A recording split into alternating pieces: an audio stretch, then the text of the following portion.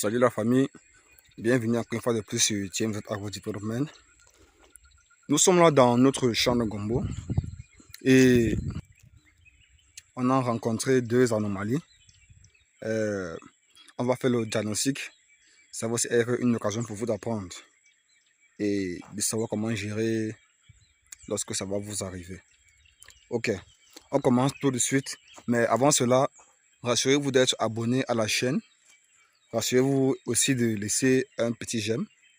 Rassurez-vous de mettre un commentaire, de partager la vidéo si possible. On est ensemble. On est là à 2 semaines après la levée. 2 semaines après la levée. Ok. Faisons le diagnostic. On est là par exemple. Vous voyez déjà que phénotypiquement, on constate la variation de couleur. Là, on a une couleur vert, mais ce n'est pas vert foncé, puisque ça tend aussi vers le jaune. Vous voyez là, c'est jaune-vert. Ça veut dire qu'il y a un problème de carence nutritive. Alors, on va donc appliquer le 21-21-21. Ça, c'est un engrais foliaire. Et vous allez voir qu'au bout de quelques jours, la couleur va commencer à changer. Ça va devenir vert foncé. Ok, ça c'est le premier point. Maintenant, le deuxième point, regardez, ça c'est un problème courant sur le gombo. Vous allez voir que lorsqu'on regarde comme ça, il n'y a apparemment pas de maladie, pas d'attaque. Mais lorsqu'on retourne la feuille, par exemple ici, regardez, vous allez remarquer un truc là. Vous voyez ces petits œufs blancs là, qui brillent là. Vous voyez, non? Ah, attends, je retourne celle-ci. Il dit, ça ne manque jamais, vous voyez bien. Vous voyez comment ça brille, ces petits œufs là. En fait, ce sont des larves ou alors des œufs d'acariens. Ça se retrouve toujours de l'autre côté des feuilles. Alors ça, c'est un truc qu'il va falloir gérer immédiatement.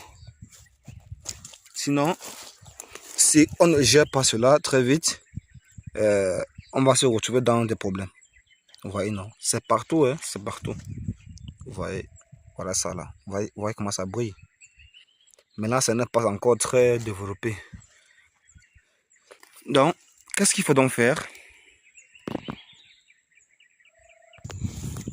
On va commencer d'abord par le Pencozeb. Voici le Pencozeb qui a pour matière active le Mancozeb. Voilà ça. Alors, on va commencer avec ça. On va aussi ajouter de l'engrais foliaire, le 21-21-21. Et on va aussi mettre un insecticide. Voici notre insecticide ici là. Voici l'insecticide qu'on va utiliser à base de l'amdocyalutrine et de imidacopride. Normalement, on devait utiliser un insecticide à base d'arbegmatine, mais là, ce que nous avions ici est déjà fini. Alors, nous sommes obligés de partir acheter cela. Mais en attendant, on va d'abord se battre avec celui-ci. Voilà, qu'est-ce qui manque? Maintenant, ce qui manque, c'est... Voilà. Et ne jamais oublier notre fixant.